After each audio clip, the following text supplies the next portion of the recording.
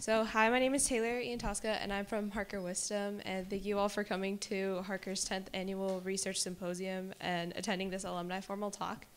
So, after completing her electrical and computer engineering degree at Carnegie Mellon, 2003 alumni Shabnam Aggarwal has pursued her passion as an education technology entrepreneur, shifting her focus from Merrill Lynch on Wall Street to the challenging conditions of life in Cambodia. Finding her true calling, Ms. Aggarwal strove to teach English to young Cambodian girls who had not only suffered from poverty and illiteracy, but also escaped hardships like sex trafficking. Ms. Aggarwal then moved to India to focus her studies of technology and its potential impact on the learning and illiteracy issues on her second home. Ms. Aggarwal fused together her passion for technology and love for teaching underprivileged children into Clever Kid, working to bring the best teachers, coaches, and tutors to kids who need them most.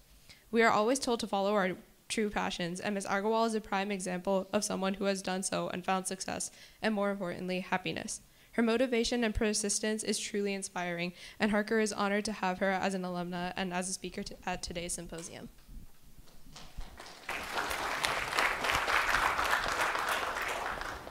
Thanks, Taylor.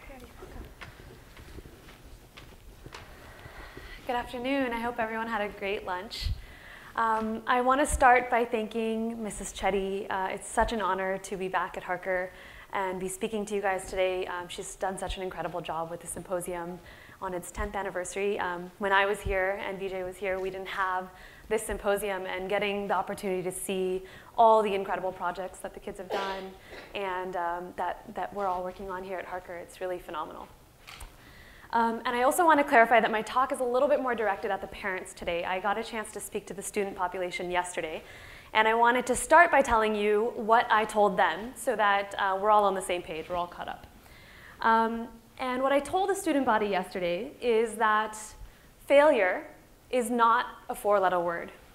It's my mission in life to redefine this word failure.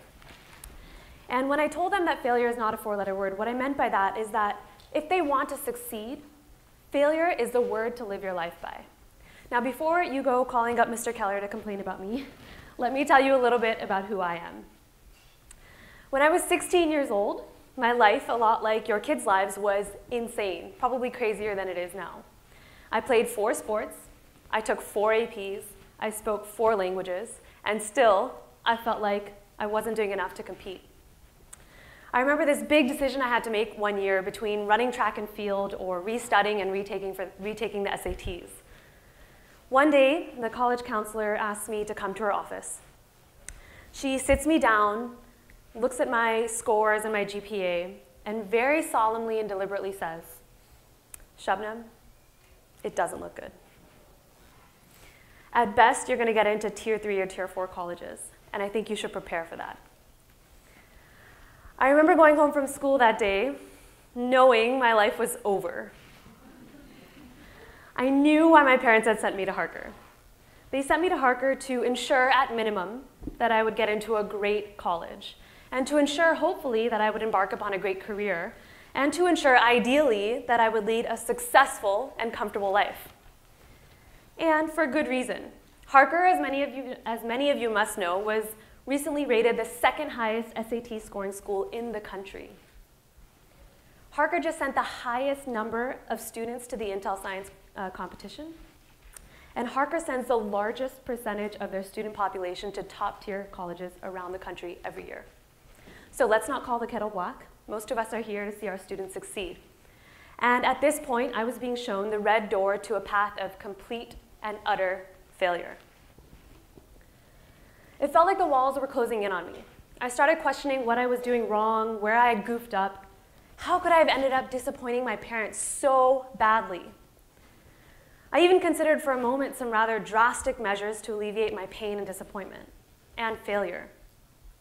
When you're 16, living in Silicon Valley and going to school at Harker, there are very few things that matter more than getting into a great college. Maybe being the person who posted the coolest Snapchat last night beats it a little bit, but typically it's college. And luckily for me, the college counselor was wrong. As you heard earlier, soon after this unraveling of my life and fate had occurred, I was accepted into the electrical and computer engineering program at Carnegie Mellon University. So in 2003, I packed my bags, got on a plane, and moved to the freezing cold Pittsburgh, Pennsylvania, to become the engineer that my parents had always dreamed I would become. I still remember that starry-eyed look in my father's face every time he said the words Carnegie Mellon University to all of his friends. It felt like I had beat the odds, changed my fate, and overcome a huge potential failure. My parents were really proud of me, and that felt like to me the greatest achievement I could ever ask for. And you know what's interesting? My work today revolves a lot around working with parents and students. And I run a company called Clever Kid in India, and it acts like the Yelp for education. And you know, the one question I get asked from parents over and over and over again is, how can I get my kid into a great college? Now think about that for a second. Do you notice anything odd about that question? There's so much underlying in that question. Often we mean well as parents, but ultimately we're overburdened by fear. Fear that we haven't done enough for our kids, fear that our children will face lots of hardships, or maybe fear that our kids will never move out of the house. When you look at this picture, do you see an adventure, or do you see a huge risk? As parents, I think we typically see risk, and we don't like it one bit. We want to protect our kids from the real world for as long as we can. But let me tell you my answer to that question of how can I get my kid into a great college? My answer is let them go. Let them live, and let them fail. And I'd like to give you 3 reasons why I think failure is important to your child's eventual success. In my junior year of college, I took a life-changing course. This course taught us how to use technology to help the poor, how to build scalable, sustainable solutions that could impact millions of people, making their lives better every day, just by harnessing the power of technology. I wanted to implement what I had learned, so I approached my professor to see if there was an internship opportunity that I could take up. She told me there was one, but it was in Bangalore, and it was involving a lot of work with slum dwellers. And up until this point, I had pretty much stayed the path. I was pretty predictable, and I didn't do anything too far outside of my comfort zone. But I had this little itch to do something crazy, to do something different. And I secretly knew that after I graduated college, I would probably spend the rest of my life sitting in corporate America. So it seemed like the right time to do something outside of my comfort zone. But I was like a fish out of water over there. Imagine a 20-something girl who had only ever been to India to visit family and drink chai and attend weddings, landing up in Bangalore completely on her own, told to find an apartment and visit a slum to collect some data, and then build a product to solve their problems. I was completely lost. I found this tiny little apartment that ended up being infested with cockroaches. I wore the completely wrong clothes to the slums, completely sticking out, and I didn't know a word of Kannada, which is the local language in Bangalore.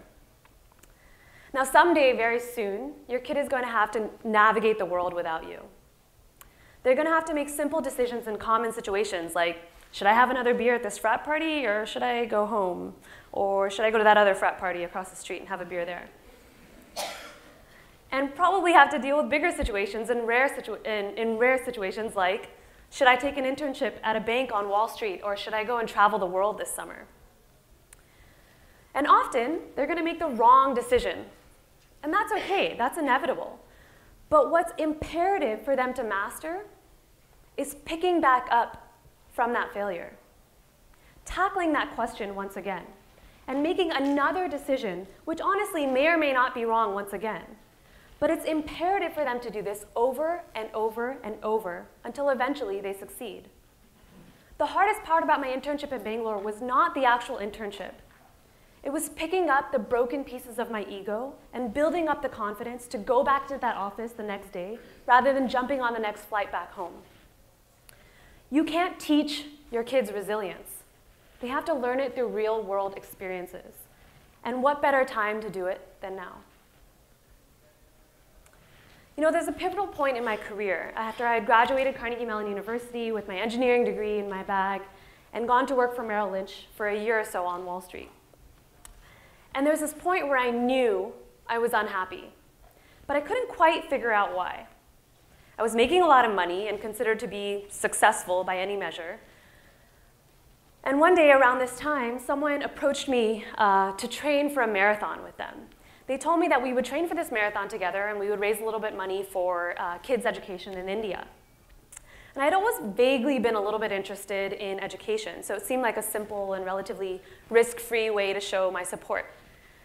Now, as you can imagine, training for a marathon requires a fair amount of one-on-one time with nobody else but yourself. So I found myself having these very deep conversations all of a sudden with just myself over these long runs that I was doing day after day after day. And I started discussing what I was doing, why I was doing it, and where my motivation truly lied. And on the day that I had to run my marathon, on this cold day in Washington, D.C., I remember in October, I decided to quit my job and move to Cambodia to work for an NGO. And I remember very clearly when I told my father this. He looked at me and said, "You're crazy. Do you even know where Cambodia is?" But a few months later, he came to visit me in Cambodia. He offered his help with the girls that I was working with, and I took him on a tour of the country with me. You as a parent have an important choice to make about the path your child takes. You can choose to hold the paddle, dictate the direction, and make your kid follow in step. Or you can choose to give them the paddle, sit behind them, and support while they chart their own course. I knew that when my father came to visit me, that no matter how scared he was or how little sleep he got night after night worrying about my safety in Cambodia, he was willing to let me hold the paddle while he took the back seat. It's unlikely that your kids will fail when you're in control. That's true. But Columbus didn't discover America following his parents' advice.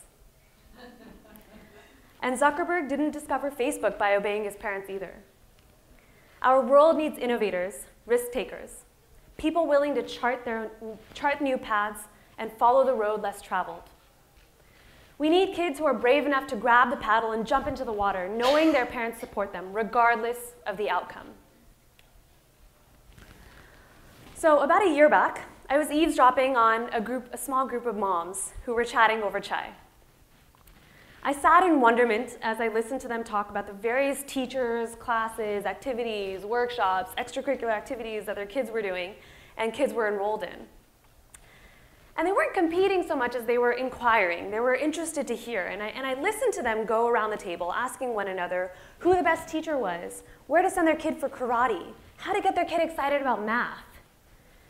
And they were doing their due diligence on their kids' activities. And all of a sudden it hit me. Parents badly needed a place to go to search for these activities, to see what other people thought, what other parents thought, and to leave their own reviews and ratings for these programs. Like a Yelp for education. Voila.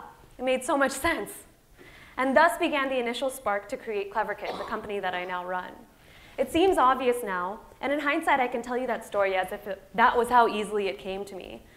But in reality, I spent 6 long, hard, difficult years in India understanding the education landscape, talking to hundreds and hundreds of parents, teachers, kids, and schools. I tried to implement various solutions from educational cell phone games to tablet apps to becoming an actual preschool teacher, and I failed many, many, many times before arriving at this one solution. Innovation does not happen overnight. It's not nearly as simple as the stories make it seem. Many of you already know that, but especially because many of you have probably innovated incredible products and started large companies of your own. However, often we forget all the failures that led to this solution.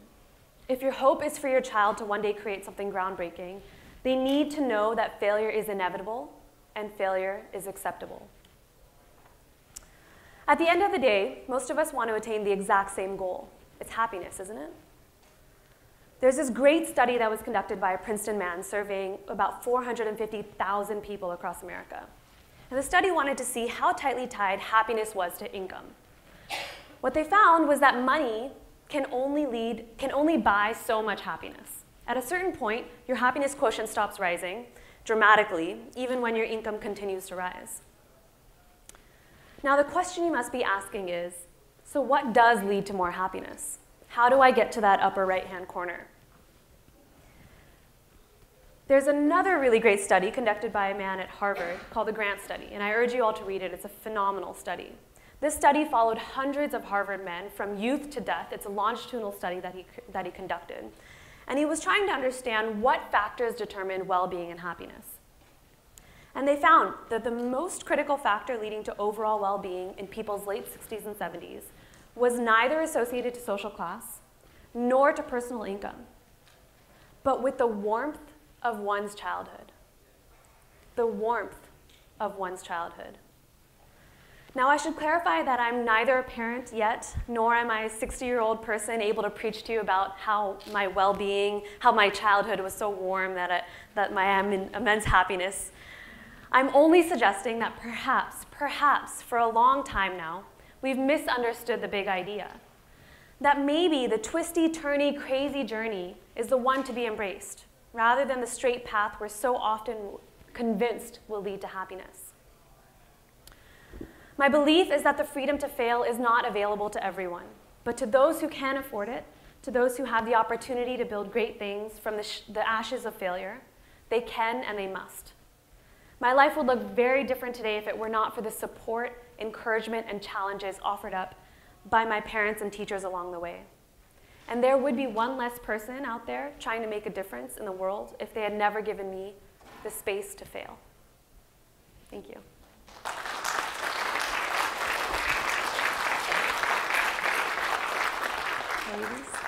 Should I read these questions? Are you going to?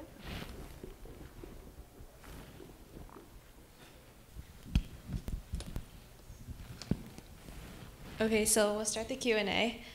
First question, what is Clever Kid's mission and where are you planning to take it in the future? Yeah, thanks. So Clever Kid, the mission of Clever Kid is to democratize education. I believe that not only should high-income and wealthy families get access to great quality teachers, but that kids everywhere deserve really incredible teachers. And I believe the way to get to that is by making it possible for parents to find these teachers and making it simpler for them to access them. So that's the mission. What was the second question? Where are you planning to take it in the future? Yeah, so right now we're in Delhi. I live full-time in Delhi in India. We've luckily just raised a round of investment capital, so we'll be expanding from Delhi to all of India within the next year. And I hope to bring it international in the next couple years. Most likely I won't come to the US for about 3 or 4 years with the product, but let's see, you never know. Second question, why India? That's a great question. You know, I think part of it, I could say, is a deep desire to understand what it means to be Indian. Having grown up in Silicon Valley and grown up with Indian parents and my mother spent a lot of time, she grew up in India, I've never really understood what it meant to be really Indian. I've understood what it meant to be an Indian living in America. And that's a really, that's interesting, but I think I've always had this curiosity about India and what life was like in India, what my mom went through growing up. But actually, to be honest, part of the reason India is because I found this incredible opportunity. I was living in Cambodia after leaving Merrill Lynch, leaving Wall Street, and a professor at Carnegie Mellon was working on building solutions, building products that could teach children English in rural parts of India. So part of it was actually serendipity. I spoke to this professor and he asked me to join him, become his co-founder, and we started this company together called Milli in Hyderabad. So part serendipitous and part intentional. Yeah. How much freedom is too much freedom, like from parents to kids? Oh, wow. How much freedom is too much? I've never been asked that. How much freedom is too much? So my belief, my core belief, and I'm only saying this because we're at Harker, and you've already done a lot for your kids. So at this point, I would say there's not too much freedom. There's never going to be too much freedom. Harker already does so much with your kids to keep them in line and make sure they're getting their work done and make sure that they are following the path. So I would say there's no limit to how much freedom you can really give your kid once you've got them in Harker. Were you ever disheartened after your failures, and how did you keep going? Yes, I was. Failure is really hard. I can talk about it as if it's really easy right now, but it's really hard, and I still go through a lot of failure. And how did I get back up? I would say that every time I failed, every single time I failed, I would wake up the next day, not want to get out of bed, but walk outside, and I would see some kid.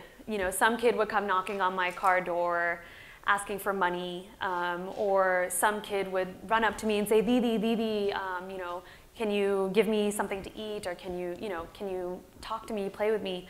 And every single time I did not want to get back out of bed, and I was really frustrated and tired and exhausted about this huge failure I'd just been through. Those kids got me back up again. And I think someone asked me today, could you be doing what you're doing from anywhere in the world since it's a technology product? And the answer is yes, but the reality is no, because those kids are the reason that I do what I do. I believe that there should be equality in education and equality in our system. And if I was doing that from here, it would be significantly harder for me to get out of bed after I had failed. So I think that putting yourself in the field, putting yourself near the people that you're trying to help is really important to becoming successful. How did your parents react to these failures? So my father and mother are actually here, and I thought it'd be fun to hear from them, actually, because I wanted to put my dad on the spot, partly, but Dad, if you don't mind telling them how you reacted to my failure. Yeah, please. So this is my father, Shabnam Aggarwal.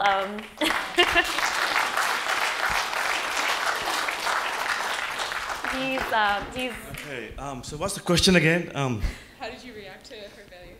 Okay, well, you see, I don't have much hair left if you look carefully. So, it's a long story. Shabnam has she has not taken the path I took, engineering. But it's been a challenge for the parents, and Cambodia was not my first choice for Shabnam. Actually, I've been to Cambodia. Cambodia is a fascinating country. I read a lot about Cambodia and being there and seeing what those people dealt with, and then seeing Shabnam, spend a whole year there and really helping those kids opened my eyes. So I think I'll say this. I think Shabu got a great education going to Harker and Carnegie Mellon, but I got a bigger education being around Shabnam. And I think there's a lot of wisdom in what you said about, letting kids go. But I was never taught that. I was raised in a very traditional Indian family, and to take the sort of, the narrow path. So perhaps, Shabnam, part of the challenge is, teaching your parents to teach you. But I'm proud of Shabnam. She has really, the one thing I can say about taking this path is persistence. And Shabnam, through all these zigzags that she's gone through, has never given up, and I think the investors in India saw her passion. So, and if you guys want to do something worthwhile, persistence and passion makes a big difference. Thanks. Okay. Okay, next question. How do you begin to teach people who speak a different language than you a language they know nothing about? So this is funny because my mom is actually a language teacher. She teaches Hindi in the Bay Area. And I learned a lot about teaching through her. And I think the biggest thing she's always stressed is immersion. So my mom's funny. My sister-in-law is Filipina and speaks Filipino. She doesn't speak a word of Punjabi or Hindi. And she'll come over to the house, and my mom will just start talking to her in Hindi as if she understands nothing of it. And the greatest thing is now, 2 or 3 years later, she gets it. She understands Hindi, and she hasn't been taught it at all. And so, and I used a very similar method when I was teaching English initially in Cambodia. I just immersed the girls in English. I would use hand signals, or I would use drawings, and eventually I did learn Khmer, which is the language in Cambodia as well, because they taught me also. But I believe in immersion, and I think also passion-based inquiry and passion-based learning is really important. So I would always teach them, or I'd try to put my lesson plans around things that they cared about, things that they were passionate about. Maybe that meant that they wanted to learn a specific conversation that they wanted to have with one of their customers. So they wanted to learn that specific aspect, that specific phrase in English. So I would never force kind of what I thought they should learn on them. I would always put it around what they were excited by. So what inspired you to be an engineer? Actually, there were a few teachers at Harker that really inspired me. One is Mr. Barth, who taught a phenomenal class, kind of in engineering and mathematics, but also is Mr. Harrington, who I don't believe is here anymore, but he used to teach a physics class. And he was just so excited about that class. He just loved teaching physics. And those two people had a really deep impact on me. But you know, I always grew up building stuff. I played with Lego a lot with my father, and just really was. And both of my parents are engineers, computer scientists. So I think partly it was following their path. As I said yesterday, actually, I actually wanted to be an architect for a long time, and eventually became an engineer, and I don't regret it at all. I love engineering, and it's led to a lot of the solutions I've come up with these days. But I think just seeing, and I think we're also in Silicon Valley. I mean, it's just so exciting to see what can be built and what can be done by becoming an engineer. So that's why. Does your engineering degree right now help you with your company, like with your own company? Yes, definitely, partly. But I would say that there are softer parts of my degree that help me more with my company. So let me explain. I am now a CEO, and an engineering degree, for all intents and purposes, doesn't teach you anything about being a CEO. You have to hire people, manage people, you have to deal with problems in the workplace, and you have to find a new office, and you have to do all this other stuff that a lot of people consider soft skills. But what was great about my engineering degree is that it also taught me to manage my time. It taught me to meet deadlines. It taught me to handle uncertainty. So I think definitely there were soft parts of both Harker and my engineering degree that led to kind of learning to become a leader, learning to be able to bring people together and get them excited about building a solution together. But from a practical standpoint, I did build our website, so yes, it's also, yeah, helped in that standpoint. Did your parents want you to go to Wall Street? They wanted me to not go to Kenya and work, work on random stuff in Kenya. So I was debating between an opportunity with the Peace Corps and Merrill Lynch. And as you can imagine, the Peace Corps doesn't pay much, and Wall Street does. So I think there was a fear from their standpoint about my safety and what I was giving up if I were to go to Kenya. And so there was definitely this desire for them to see me take my engineering degree and build a strong career out of it. As my father said, I think it's very common for parents to it's hard for parents to see a different path than the ones that they've taken often. And so Merrill Lynch was the closest thing, Wall Street and having a lucrative career was the closest thing, I think, to the path that they had taken. But yeah, they were happy about that. Are you trying to implement a US-style teaching system in India? No. The US system is incredible, but the public system in the US is very much because of what the government has built around our public school system and kind of the incentives that they built for teachers, and also the curriculum that was built for America specifically, American students. And it's great, but it's not necessarily what India needs. In my opinion, at least, yes, the government needs to pick up the pace, and they need to put a lot of effort into the public schooling system. It's terrible in India, and if you have any money whatsoever, you send your kid to a private school. However, I think there are other systemic issues that need to be addressed in India that have kind of long ago been addressed in America. For example, training teachers. We do a great job of training teachers in America. We have systems in place to retrain teachers and to make sure they're always up to date. India does not have that. And so there are some aspects that I think we're just really latent and slow on in India that need to be addressed. And then there's contextualization as well, right? Indian kids have different career opportunities and they have different issues that they need to address. For example, pollution is a big problem in India. As many people must have heard, Delhi is one of the most polluted cities in the world. We don't really have that problem in America so much. So I think the issues that need to be addressed in the education system as well are a little bit different in India. If and when you raise your own children, what will you try to do differently than what your parents did? Oh. That's really mean. They're sitting right here. I didn't ask the question. No, nothing. I think my parents did a good job. I'll tell you on Slido later. No, I'm just kidding. I really think my parents did a great job. I mean, would I be here today if they had done something wrong? I don't think so. So yeah, I don't think I'll do anything that differently. What would you consider your greatest success? Oh, wow. That's hard. I don't know that I've gotten there yet.